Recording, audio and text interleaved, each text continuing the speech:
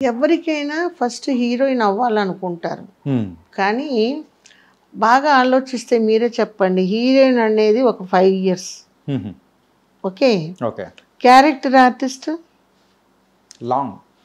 Long journey.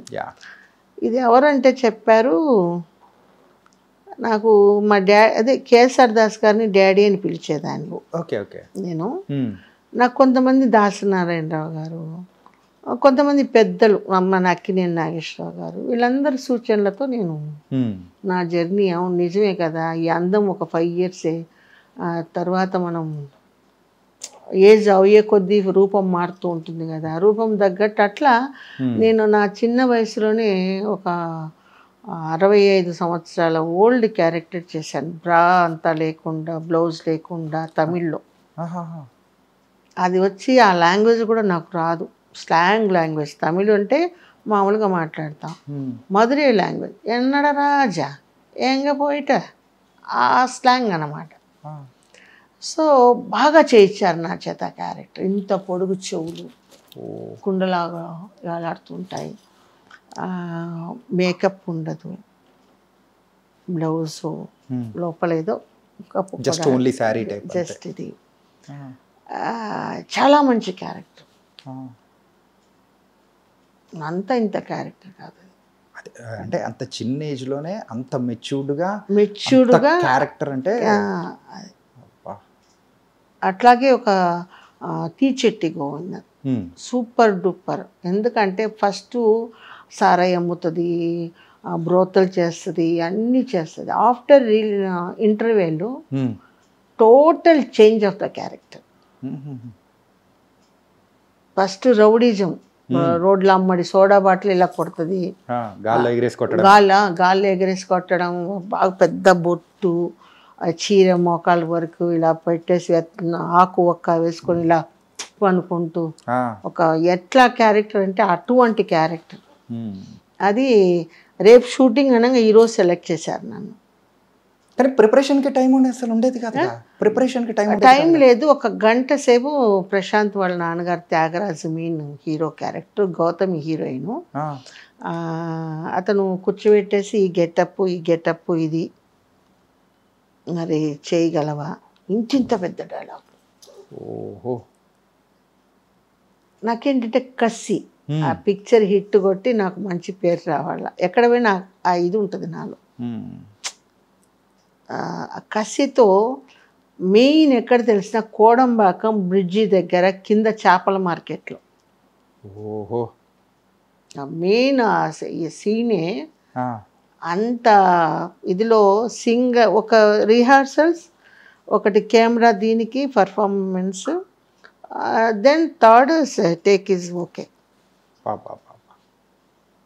పెద్ద పెద్ద డైలాగులు.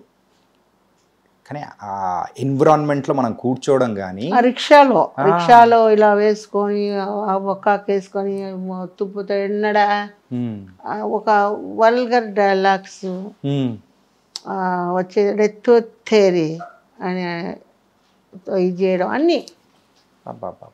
కానీ అంటే అంతటి రగ్గుడ్ క్యారెక్టర్ అనేది తెలుగులో మాత్రం చేయలేదు కదా.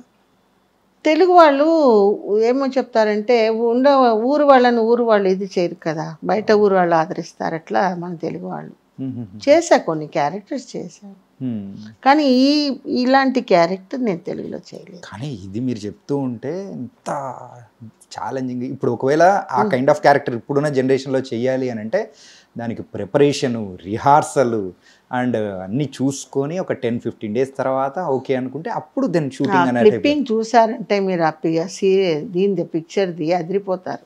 ఓకే. అట్లా చేశాను. జుట్టు బాగా అప్పుడు ఒత్తుగా ఉండేది, ఇలా సవాల్ చేస్తుంది ఇన్స్పెక్టర్కే, ముడి పట్టుకొని ఈడ్చుకొని వచ్చి లోపలేస్తాడు జైల్లో. Okay okay. నన్ను వేస్తే అప్పుడు సవాల్ చేస్తుంది, உங்க கையாலே செல்யூட் அடிக்க வச்சல நான் காத்தாயே கிடையாது, அப்போது வரைக்கும் இந்த கூந்தல் நான் முடி போட மாட்டாను. బాబా నువ్వెప్పుడు నాకు సెల్యూట్ చేసేంత వరకు ఈ జుట్టు అనేది కూడా ముడి పెట్టను, నీ చేత నేను సెల్యూట్ కొట్టించుకుంటా. తర్వాత అతన్నే కాపాడి అతని శవాన్ని నేను మోసుకొనేసి సుడికాటికి తీసుకెళ్ళి ఇది ఉంగల మాదిరి ఒరుతరు ఇరిందా ఉలగత్తిలో ఎంగల మాదిరి అంటే తెలుగులో చెప్తాను అది. నీలాంటి సిన్సియర్ ఆఫీసర్ ఒకడు ఉన్నాడంటే నాలాంటి వాళ్ళు ఇట్లా రాజకీయ నాయకులతో చేతులు కలిపేసి ఇలాంటి తప్పుడు పనులు చేయము, ఈ రోజు నుంచి నేను నీకు అమ్మగా ఉండి ఇది చేస్తానని ఆ రోజు నుంచి ఇది చేస్తే పాపం విలన్స్ అంతా చంపేస్తే ఆయనను తీసుకొని తీచెట్టు అంటే నిప్పులు పెట్టుకొని ఆయన సుడికాటికి అదే శ్మశానానికి తీసుకెళ్తుంది. ఓకే ఓకే, భలే ఉందమ్మా అసలు చెప్తూ ఉంటేనే. అసలు ఆ క్యారెక్టరు ఆయన సెలెక్ట్ చేయడము, ఈ అమ్మాయే కావాలని రేపు షూటింగ్ అంటే ఈరోజు ఇమీడియట్గా అలాంటి రోల్స్ ఇందులో తెలుగులో వస్తాయేమని ఎదురు చూస్తున్నాను. చచ్చిపోయే లోపల మంచి క్యారెక్టర్ చేస్తాను. కానీ ఇంత ఏజ్ వచ్చిన తర్వాత కూడా అలాంటి కైండ్ ఆఫ్ ఛాలెంజింగ్ క్యారెక్టర్ చేయాలనే ఆకలి ఉంది చూసారా, తగ్గట్లేదు అసలు. ఇంకా ఉంది, ఆ కసి ఉంది నాలో. అందుకేనేమో ఇంకా అలాంటి కైండ్ ఆఫ్ క్యారెక్టర్స్ కోసం వెయిట్ చేస్తూ ఉన్నారు. అవి మన తెలుగోళ్ళకి ఇవ్వరు, తమిళ వాళ్ళు ఇస్తారు. నేను తమిళ్లో కొన్ని మంచి క్యారెక్టర్లు చేశాను. ఓకే, కానీ మిమ్మల్ని ఒక నటిగా మార్చిందంటే విజయ్ బాపినీడి గారు అని చెప్పారు కదా. మాదల రంగారావు గారు. మాదల రంగారావు, ఇది ఆ సినిమా ఆ యువతరం కథల నుంచి ఆయన వరుసగా 12 పిక్చర్లు చేశాను. జనం మనం, విప్లవ సింకం చాలా చేశాను. ఓకే, ఒక్కొక్క దాంట్లో ఒక్కొక్క గెటప్. కామెడీ చేశాను, గయాలతగా చేశాను, వ్యాంపు బుర్రకథ మొత్తం సెక్సీ ఆ కళ్ళల్లోనే చూపిస్తుంటుంది, మొత్తం రొమాంటిక్గానే రొమాంటిక్ కసి అంతా. అది చాలా వెరైటీస్. ఆ బోడి బాపనమ్మ, చిన్న వయసులోనే బోడి బాపనమ్మ క్యారెక్టర్. అప్పుడు రైటర్లు కూడా బాగా రాసేవాళ్ళు డైలాగ్స్ అంతా, దానికి ఒక మీనింగ్ ఉండేది. ఒక రైటరు ఒక డైలాగ్ రాశాడంటే దానికి అర్థం ఉండేది. ఇప్పుడు ఏదో రాస్తున్నారు చేస్తున్నారు. మీరు సిల్క్ స్మిత గారు అండ్ వీళ్ళందరూ కూడా సో ఒకటేసారి జర్నీ అనేది కూడా మొదలు పెట్టారు. ఆ టైంలో ఉన్న వాళ్ళల్లో మెయిన్గా సిల్క్ స్మిత గారు ఒక హై అనేది కూడా చూశారు. హై ఆవిడేంటంటే ఫస్ట్ వచ్చినప్పుడు లావుగా ఉండేది సిల్క్ స్మిత. ఓకే, నేను సన్నగా ఉండేది. ఫస్ట్ నన్ను సెలెక్ట్ చేసేవాళ్ళు. తర్వాత ఆవిడలో కూడా నాకు ఎట్లా కసిందో ఆ కసి. ఆవిడ కూడా మంచి అమ్మాయి. ఆ కసితో మలయాళం పిక్చర్ వండి చక్రం అని హిట్ అయింది. అప్పుడు ఆ బాడీ ఆ షేపు తీసుకొచ్చింది బాగా. తీసుకొచ్చి చాలా పిక్చర్స్ చేసింది. కానీ ఆ రోజుల్లో వర్కౌట్స్ అంటే ఎట్లా చేసేవాళ్ళు? తగ్గడానికి కానీ ఫుడ్డేనా ఎట్లా? Diet, food complete diet. అప్పుడు ఈ ప్లాస్టిక్ సర్జన్స్, కొవ్వు తీర్చడాలు లేవు కదా. Exercises, runnings. ఇప్పుడు నాకు కూడా హార్స్ రైడింగ్ బీచ్లో నేర్పించారు మాధవన్ మాస్టర్ గారు. ఓకే, తెల్లారుజామున 6 గంటలకు తీసుకెళ్ళిపోయాడు గుర్రస్వారికి చేసేవాడు. కానీ ఇంకా షూటింగ్స్ వర్క్ అయితే మాత్రం దాని వర్క్ దానికే ఉంది. సూపర్. ఒకసారి కోవలం బీచ్లో జంప్ చేయాలి నేను నీళ్ళల్లోకి. కింద రెడీగా బోటు పెట్టుకున్నారు. బోటు మీద ఒక బెడ్ వేశారు, ఎందుకంటే పల్టీ కొట్టి రావాలి కిందికి. సో అట్లా అట్లా ఉంటుంది, కష్టం ఉంటుంది, దానికి డేరు ఉండాలి దేనికైనా. అలాగే మీ సినిమా జర్నీ మొత్తం మీద కేవలము ఇవే కాకుండా ఎత్తే కాకుండా పల్లం అనేది కూడా ఉంది, అంటే డౌన్ అనేది కూడా ఉన్నది. డౌన్ అనేది ఉంటుంది, ఎందుకంటే ఈ ఫీల్డ్ ఇక్కడికి వచ్చాక నేను అక్కడ ఉండిపోయా. మా ఫాదర్ చనిపోయి మా మదర్ని నేను చూసుకోవాల్సి వచ్చింది. కొన్ని ఉంటాయి ఫ్యామిలీ అన్నాక. కానీ మీ డేర్ అండ్ డాషింగ్ చూస్తూ ఉంటే ఒక కడప ఆడబిడ్డ ఎట్లయితే రాయలసీమ బిడ్డ ఎంత డేర్ అండ్ డాషింగ్ ఎలా అయితే ఉంటారో మిమ్మల్ని చూస్తుంటే అదే పర్ఫెక్ట్ అనిపిస్తుంటుంది. ఎందుకంటే పొద్దుటూరు అంటే ప్రొద్దుటూరులో చాలా మంచి పెద్ద కుటుంబం మీది. సో అయినా కానీ మీరు ఇటు సైడ్ రావడం కానీ, సో మా ఇంట్లో మా ఫ్యామిలీకి ఎవరికి ఇష్టం లేదు. కానీ ఇష్టం లేకపోయినా కానీ మీరు ఎట్లా రావాలని అనుకున్నారు? అంటే ఇదే చెప్పాను కదా, చిన్న వయసులోనే మా మదర్ ఎవడికో ఒకడికి ఇచ్చి పెళ్లి చేయాలనుకోవడం. అది నాకు, నేను బాగా బ్రిలియంట్ స్టూడెంట్ కావటం.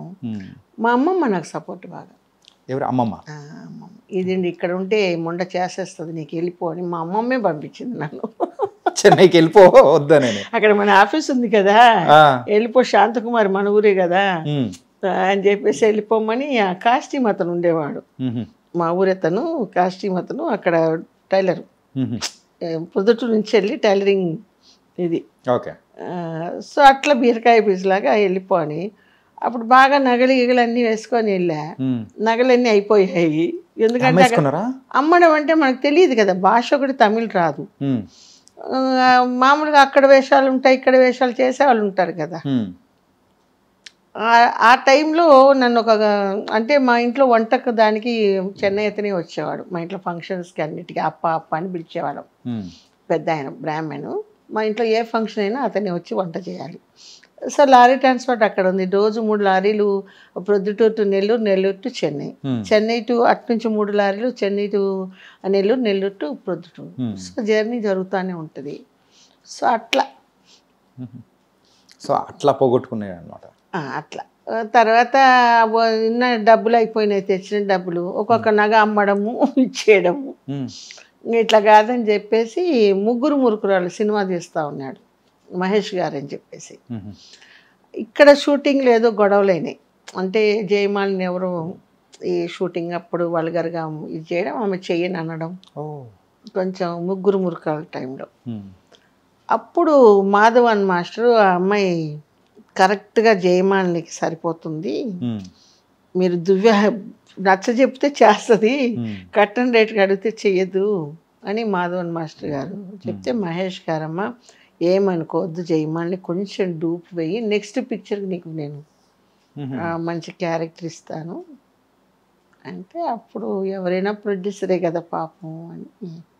ప్రొడ్యూసర్స్ గురించి బాగా ఆలోచిస్తారు. నాకు ప్రొడ్యూసర్ అన్నా బాగా ఇది. తర్వాత ఈ లైట్ మ్యాన్స్ వాళ్ళు కూడా ఆ కష్టపడి కెమెరాలు తీసుకెళ్ళడము, ఒక సానుభూతి మీన్స్ కష్టజీవులం. ఇప్పుడు మేమైనా కష్టజీవులమే. ఇక్కడ ఒక షాట్ తీస్తారు, అక్కడ ఒక షాట్ తీస్తారు, మళ్ళీ కిందికి రమ్మంటారు, మళ్ళీ పైకి ఇదే తిప్పుతున్నారు సీరియల్స్ వచ్చిన తర్వాత. సినిమాలు ఉన్నప్పుడు అట్లా లేదు మాకు.